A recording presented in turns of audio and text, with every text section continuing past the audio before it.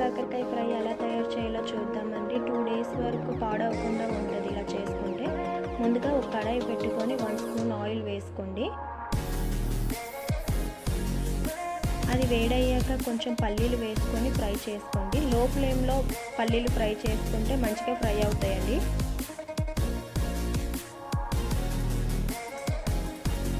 ఇలా ఫ్రై చేసి పక్కన తీసి పెట్టుకోండి. ఇప్పుడు అదే కడాయిలో 4 స్పూన్స్ ఆయిల్ వేసుకొని వేడయ్యాక ఆవాలు, శనగపప్పు, జీలకర్ర వేసి ఫ్రై చేసుకోవాలండి. ఇప్పుడు అందులో కట్ చేసి పెట్టుకున్న ఆనియన్స్ వేసి ఫ్రై చేసుకోవాలి.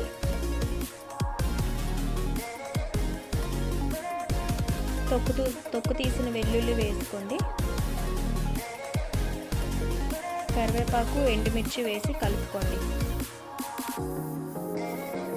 ఇప్పుడు అది కొంచెం ఫ్రై అయ్యాక అందులో కడిగి కట్ చేసి పెట్టుకున్న కాకరకాయ ముక్కలు వేసి కలుపుకోండి.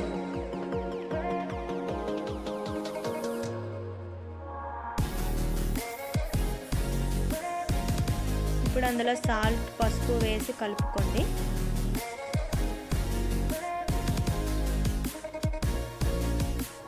కలిసాక ఇప్పుడు మూత పెట్టుకొని మీడియం ఫ్లేమ్ మీద మధ్య మధ్యలో మూత తీసి కదుపుతూ ఫ్రై చేసుకోవాలండి.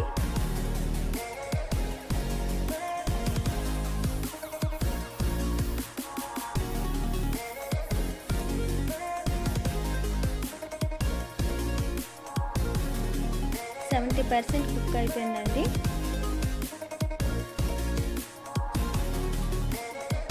మళ్ళీ మూత పెట్టుకొని మళ్ళీ ఫ్రై చేసుకోవాలి. 90% కుక్ అయిపోయిందండి. చూడండి ఎంత బాగా ఫ్రై అయ్యింది. ఇప్పుడు అందులో మీకు స్పైసీకి తగ్గట్టుగా కారం, మసాలా వేసి కలుపుకోండి. ఇప్పుడు అందులో ముందుగా వేయించి పెట్టుకున్న పల్లీలు వేసి కలుపుకొని ఒక 5 మినిట్స్ వరకు ఫ్రై చేసుకోండి.